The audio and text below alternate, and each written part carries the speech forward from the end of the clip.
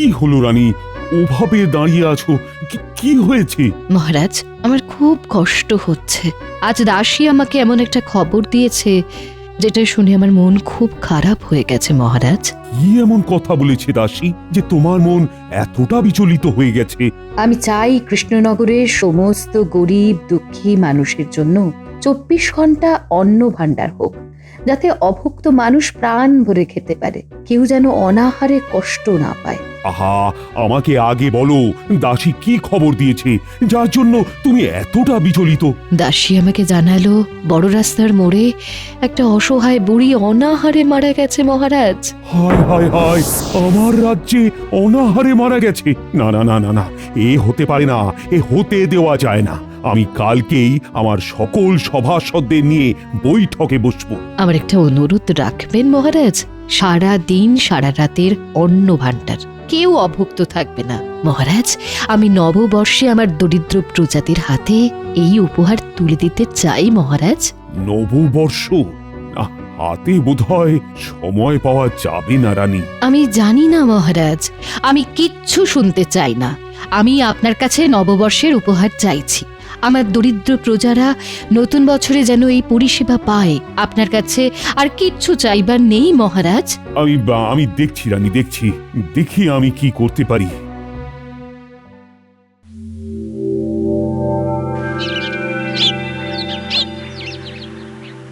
গিন্নি, ভাত বাড়ো, খুব দেরি হয়ে গেছে। কিরে মা, কেমন আছিস?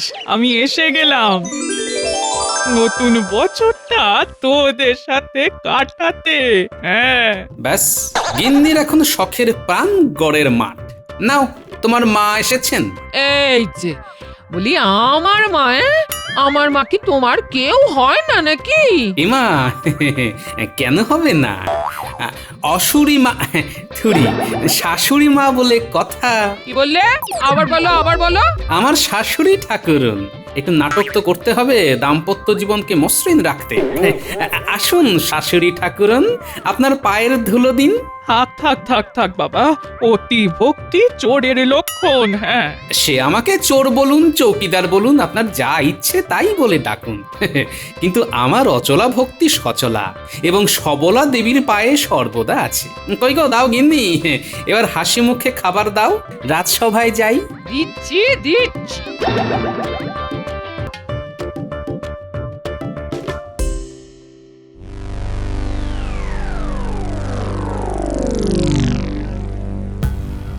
প্রণাম মহারাজ। কি হলো মহারাজ, আপনি এত বিমর্ষ কেন? আমার রাজ্যে একজন বৃদ্ধা অনাহারে মারা গেছে। আমার রাজ্যে যে কেউ অনাহারে মারা যেতে পারে সেটাই কোনোদিন ভাবিনি। শোনো, মন দিয়ে শোনো, তোমাদের রানীমার একান্ত ইচ্ছে নতুন বছরের প্রথম দিনে আমাদের এই কৃষ্ণনগরে একটা সারা দিন রাতের অন্ন ভাণ্ডার চালু করতে হবে। গ্রহ নক্ষত্রের দিক ধরলে ওই দিনটা কিন্তু খুব শুভ দিন। নতুন বছরের প্রথম দিনে হাতে তো খুব বেশি সময় নেই মহারাজ। অসম্ভবকে সম্ভব করতেই হবে। আমি কিন্তু না শুনতে নারাজ।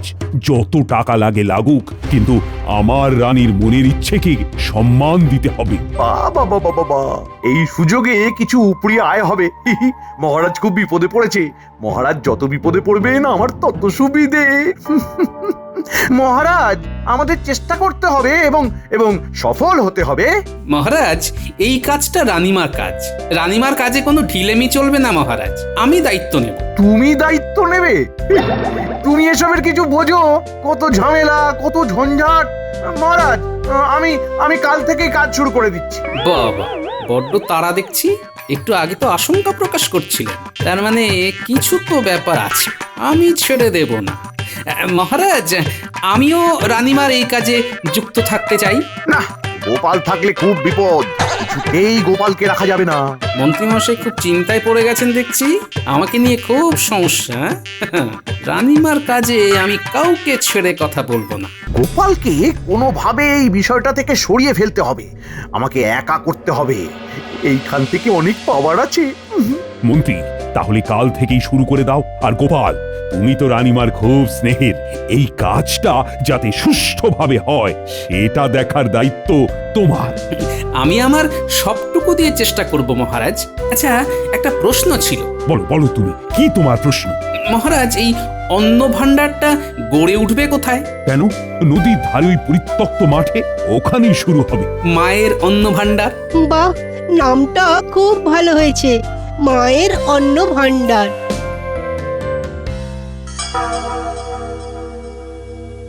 এই কপাল ফিরতে চাইছে রে বটা ঘটা। আমাদের শুধু সুযোগটা কাজে লাগাতে হবে। আমাদের কি করতে হবে সেইটা শুধু বলুন। শোন, গোপালকে কোনো রকমে এই বিষয়টা থেকে সরাতে হবে। যদি গোপাল থেকে যায় তাহলে কিন্তু আমাদের কোনো কাজই হবে না। মন্ত্রীমশাই ভাববেন না, গোপালকে সরাবার কোনো না কোনো উপায় আমাদের কাছে ঠিক এসে যাবে। দেখ দেখ, তোদের ভরসায় আমি মাঠে নেমেছি, এই খেলায় জিততেই হবে। আচ্ছা, সব কথাই তো মোটামুটি হলো, এবার লাভ লোকসানের কথাটা হয়ে যাক। আমরা কত কি পাবো? আমরা যা নেব সেটা আমার আর তোদের মধ্যে ভাগ করে নেব সমানভাবে, ঠিক আছে? ঠিক আছে।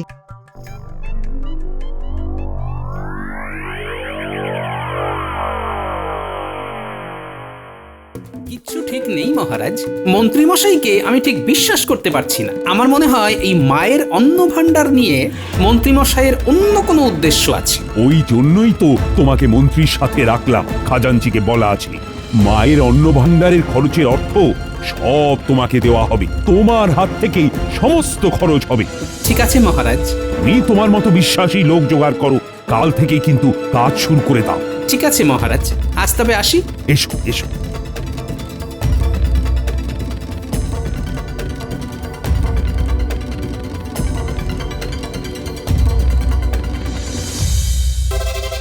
বাবারে, বাড়িতে খাসি রাধা হচ্ছে।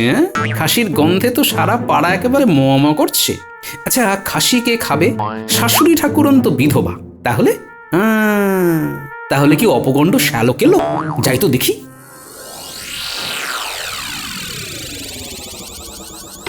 দিদি, জামাইবাবু এসে গেছে। জামাইবাবু, আজ খাসি হচ্ছে, কি যে ভালো লাগছে। হ্যাঁ, ঠিকই আছে। তুমি খাসি খেয়ে হাসি মুখে থাকো, আর আমি তোমার খাসি খাওয়া দেখে কাশি। সে তুমি হাঁচো কাশো যা ইচ্ছে করো, ভাই এখন আমার কাছে থাকবে। হ্যাঁ, আর তোমাকে ভাইয়ের ব্যবস্থা করে দিতে হবে। হ্যাঁ, ব্যবস্থা মানে? কাজের ব্যবস্থা করে দিতে হবে। তোমার তো মহারাজের সাথে খুব মহরম। তা আমি কি ব্যবস্থা করবো? আর তাছাড়া আপনার ছেলে বড় নড়ে ভোলা, কাজের কাজ তো কিচ্ছু করে না, নড়ে আর ভুলে যায়। দিদি দেখ, জামাইবাবু কি সব বলছে, আমি নাকি নড়ে ভোলা। এই দেখো, কোনো ভুল ভাল কথা আমার ভাইয়ের সম্বন্ধে বলবে না। হ্যাঁ, আমার ভাইয়ের এখন খুব কাজ করার ইচ্ছে হয়েছে, কাজ না করলে বিয়ে দেবো কি করে? টুকটুকে বউ আনতে হবে। কি বল ভাই? এই যে কাল সকালে আমার ভাইকে নিয়ে মহারাজের কাছে যাবে। হ্যাঁ, এই কাজ যেন ও একটা পায়, এই বলে দিলাম। হ্যাঁ, কাজ আছে, মন দিয়ে করতে হবে। আমি প্রাণ মন সব দিয়ে কাজ করব। ঠিক আছে, কাল সকালে আমার সাথে বেরোবে, কেমন? ভাই, তোর জামাই বাবুর কিন্তু একটা সুনাম আছে। দেখিস ভাই, এমন কিছু করিস না যাতে তোর জামাই বাবু মহারাজের কাছে ছোট হয়, আর আমি তোর জামাই বাবুর কাছে ছোট হই। হ্যাঁ।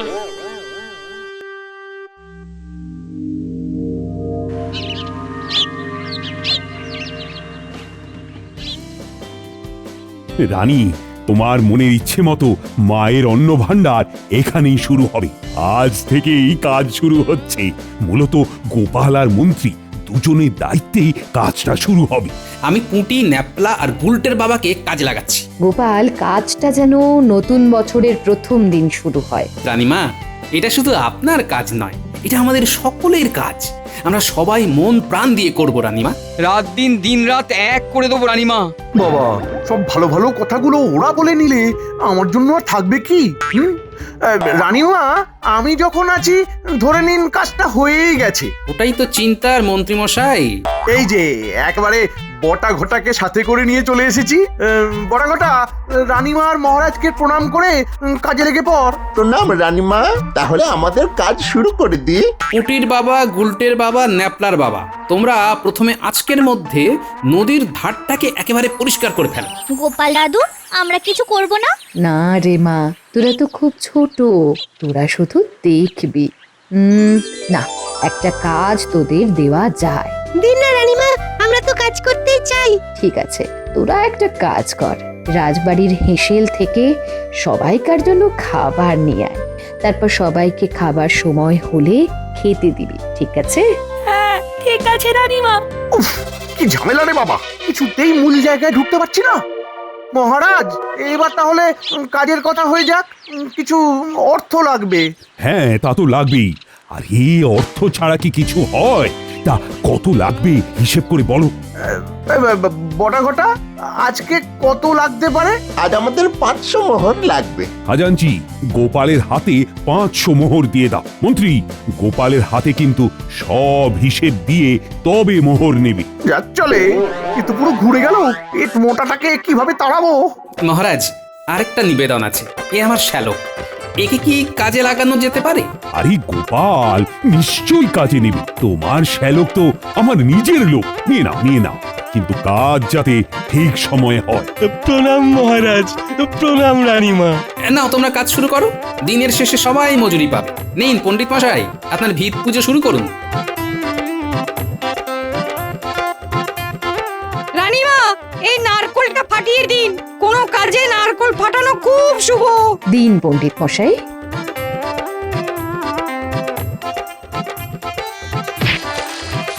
নাও সভাকবি, এই সুন্দর দিনে তোমার মুখের কবিতা শোনাও দেখি। প্রণাম মহারাজ, প্রণাম রানীমা।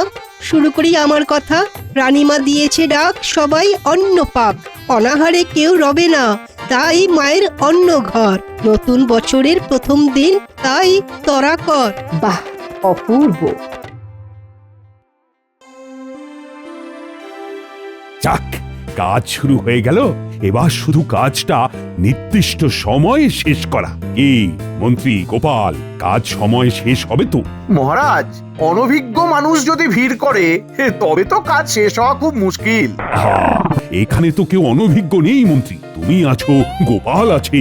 মন্ত্রীমশাইয়ের বটা ঘটা আছে। কি মন্ত্রীমশাই, তাও ভাবছেন? মহারাজ, হাতে যা সময় আছে তাতে সবাই যদি মনোযোগ দিয়ে কাজ করে তবে কাজ শেষ হতে বাধ্য। হ্যাঁ, যেমন করে হোক গোপালের লোকজনকে সরাতে হবে, নইলে আমাদের কোনো লাভ হবে না। মন্ত্রীমশাই দেখি খুবই চিন্তিত। মন্ত্রীমশাই ভেবেছিলেন ফাঁকা মাঠ পাবেন। সেগুড়ে বালি মন্ত্রীমশাই, এটা রানীমার ইচ্ছে, রানীমার চাওয়া। এই মায়ের অন্য ঘর নিয়ে আমি কোনো বেয়াদপি সহ্যই করব না। রাজজ্যোতিষী, কি মনে হচ্ছে? মানে সঠিক সময়ে শেষ হবে তো? তা তোমার গণনা কি বলছে? সময় অনুকূল মহারাজ, ঝড় ঝঞ্ঝা যাই আসুক, সঠিক সময়ে মায়ের অন্ন ভাণ্ডার শেষ হবে। শুভ কাজ শুভ উদ্দেশ্য নিয়ে করলে ঠিক শেষ হয়।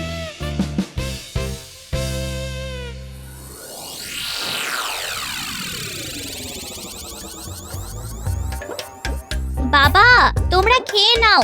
বটা কাকা, ঘটা কাকা, খেয়ে নাও। খাবার খুব গরম আছে। এসো এসো, সবাই খেয়ে নাও। শাল্লা বাবু, নাও নাও, তুমিও বসে পড়ো। ও বটাদা, আরে তোমরা এখানে এসো। ওখানে ওভাবে দাঁড়িয়ে থাকলে কি হয়? নাও নাও নাও, খেয়ে নাও, খেয়ে নাও। খেয়ে দে আবার তো কাজ শুরু করতে হবে। যাচ্ছি গো পুরীর বাবা, হাত মুখটা ধুয়ে আসি। চল ঘটা, চল। এইভাবে হবে না। তাহলে কি করব? আজ কিছু হবে না, আজকে কাজ করে যেতে হবে। আজ রাতে মন্ত্রীমশাইয়ের সাথে বসতে হবে। গোপালের শ্যালক মানে শালা বাবুকে একটু বাজিয়ে দেখবো। আমার মন বলছে হ্যাঁ, গোপালের শ্যালক কিন্তু আমাদের কাজে দেবে। আমারও তাই মনে হয়, অভিজ্ঞ চোখ তো। চল খেতে খেতে কথা বলি, চল চল। ঠিক কথা, বেশিক্ষণ এখানে থাকা যাবে না। চল চল চল। আচ্ছা, বটা আর ঘটা নদীর পাড়ে দাঁড়িয়ে কি করছে বলতো? ওরা নির্ঘাত ঘুট পাকাতে গেছে। ওরা তো গোপাল দাদুকে একদম দেখতে পারে না। আমার জামাই বাবুকে দেখতে পারে না, বিষয়টা একটু জানতে হবে তো, তার মানে ওদের সাথে একটু আলাপ জমাতে হবে।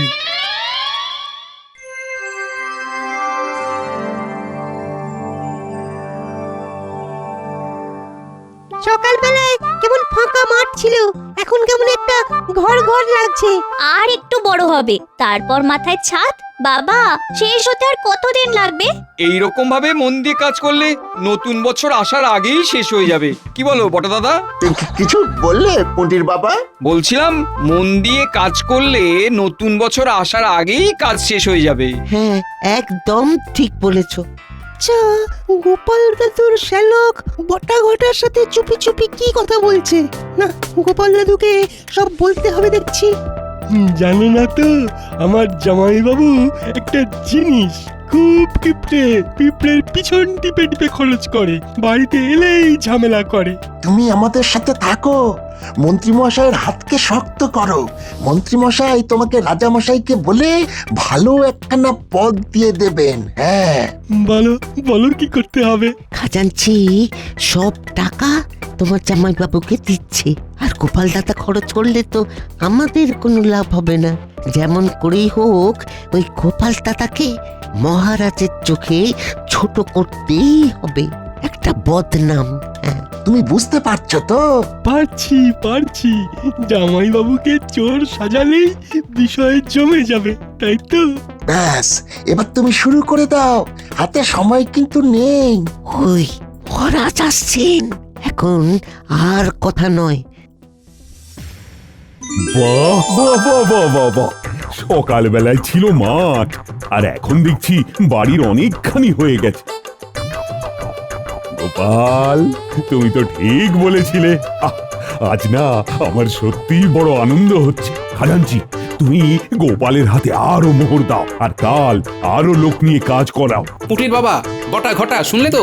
ভিন গ্রাম থেকে আরো লোক নিয়ে এসো, কাল সকালে আমি এখানে আরো লোক দেখতে চাই। ঠিক আছে গোপাল দাদা।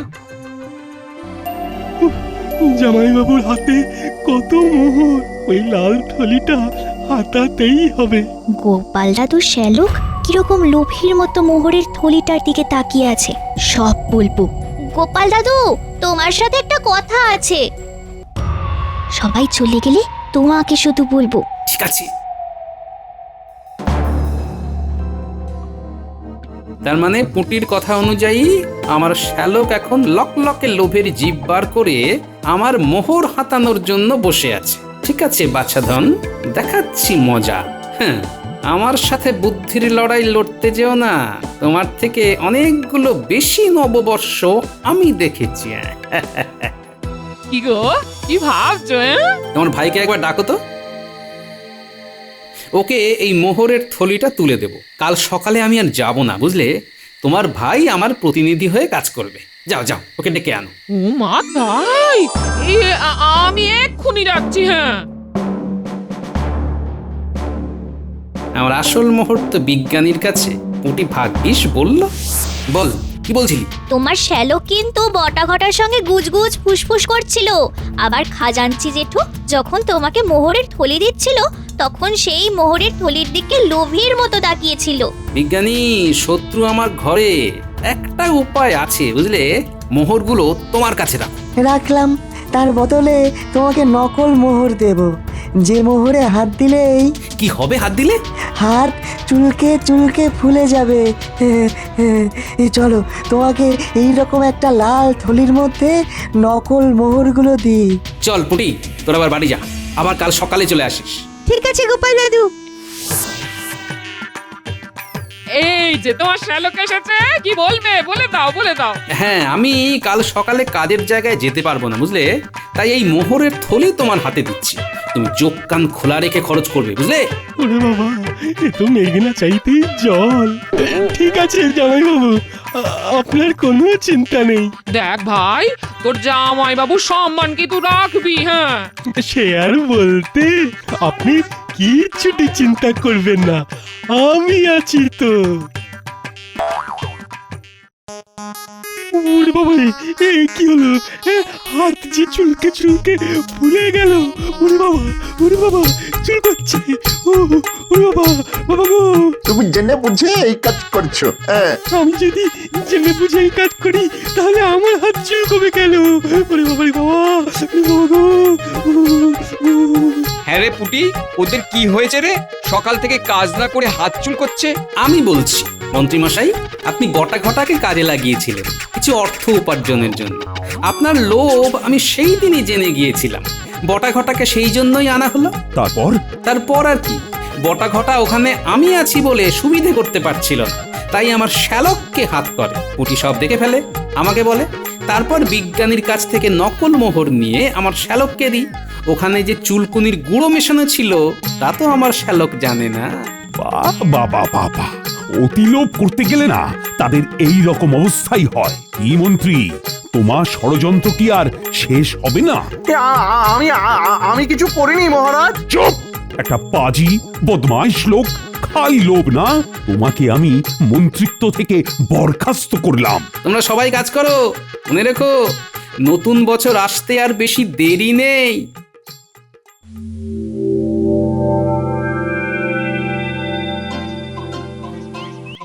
এই নাও রানী, তোমার নববর্ষের উপহার। অনেক ধন্যবাদ মহারাজ, আপনাকেও শুভ নববর্ষ। প্রণাম রানীমা, নতুন বছরের প্রথম দিনের প্রণাম আপনাদের মহারাজ। আমার গিন্নি এসেছে আপনার সাথে কথা বলবে বলে মহারাজ। হ্যাঁ বলো গোপাল বউ। মহারাজ, আমার ভাইয়ের অপরাধের জন্য আমার খুব খুব লজ্জা হয়েছে মহারাজ। আপনি আমাকে যেন এই ভুল বুঝবেন না। এই নববর্ষের প্রণাম নেবেন মহারাজ। যেখানে গোপাল আছে সেখানে জয় তো হবেই। কত ভালো লাগছে, আজ থেকে এইখানে কেউ আর না খেয়ে থাকবে না। সভাকবি, শোনাও কিছু। সবার তরে সবাই আমরা, মায়ের অন্ন ঘর, অভুক্ত কেউ থাকবে না আর সারা বছর ভর। নববর্ষের শুভেচ্ছা আর প্রণাম রানীমার পায়, সারা বছর যেন সবার সুখে শান্তিতে যায়।